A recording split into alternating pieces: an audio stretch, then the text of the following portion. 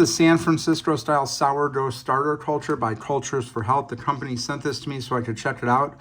This is a really interesting product here because a lot of people are moving to making their own items at home. They're trying to get away from the big box items where they're adding a lot of unneeded ingredients and things like that. And this is just a great way to get integrated into making your own bread. It comes with everything you need right here in this little packet. It shows you on the back right here. It comes with the packet of dehydrated sourdough style starter culture, the instruction pack, and then you just need the all-purpose white flour.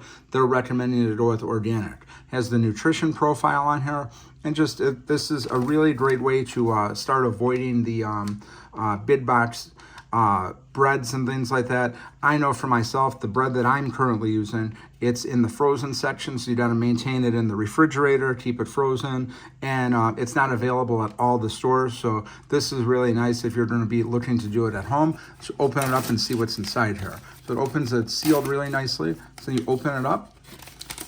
It's got the instruction booklet right here, and then this is the dehydrated San Francisco sourdough starter culture. So you're going to be able to use this, and I like how they have the expiration date in here, so sell by the date on here. And again, this is just a really great company because a lot of people are moving into this. And like, again, if you're using the proper sourdough without all of the ingredients and chemicals in there, it's probably in the frozen food section. And you do have to maintain it in the fridge and keep it frozen. And then, like, again, all the stores don't sell it. So this is going to be a great way to start making your own at home. So definitely want to check this out. San Francisco style sourdough starter culture by Cultures for Health.